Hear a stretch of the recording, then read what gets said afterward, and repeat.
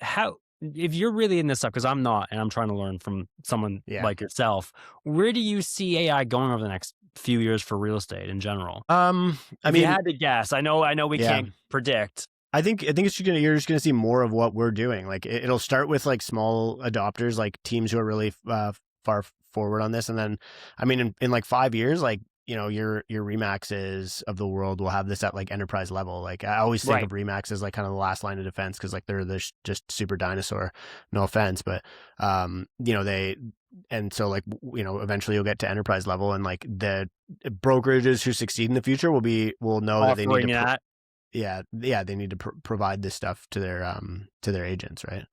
Right. So that's where you think it's going to get to, where now a brokerage Yeah, in like 5 years will have the, within years it'll be there. yeah.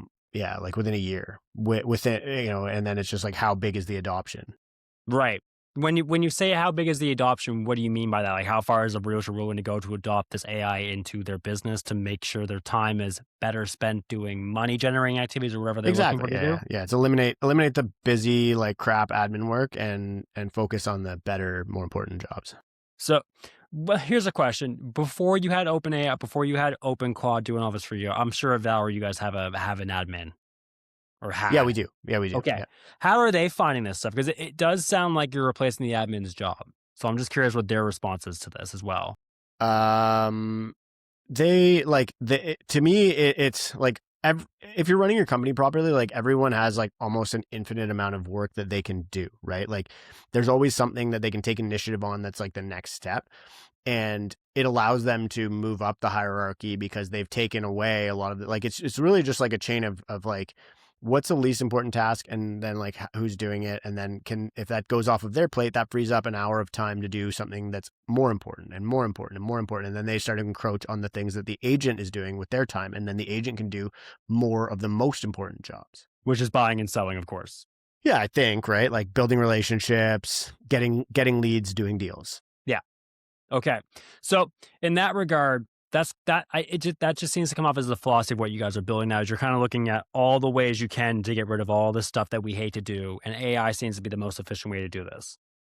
Where Basically, yeah. Yeah. how hands-on are you now with OpenClaw? Like, do you, like, for instance, you said it's on your right, it's sitting next to you right now. Yeah. Are you watching it work right now as we're talking? No, like I never really watch it, to be honest. I'll check like every now and then, or if like it's having if it gets stuck on something, like I'll open up the browser, and like I very rarely hit the mouse on that computer, to be honest with you. Like, And but it's operating on its own. yeah, so it has like regular scheduled jobs that it does constantly throughout the day. Okay, so give me an example of what your regular, like, what do you have regularly scheduled for your AI tool to do?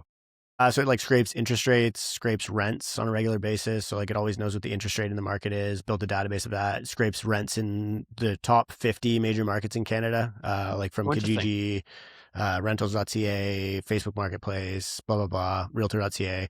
So it always knows what rents are because I use that to calculate yields on investments. So yeah, Okay. like that would be like two of the regularly scheduled ones. It's always scanning Statistics Canada's website, Bank of Canada's website, like a bunch of different websites for articles related to housing that I can create content about.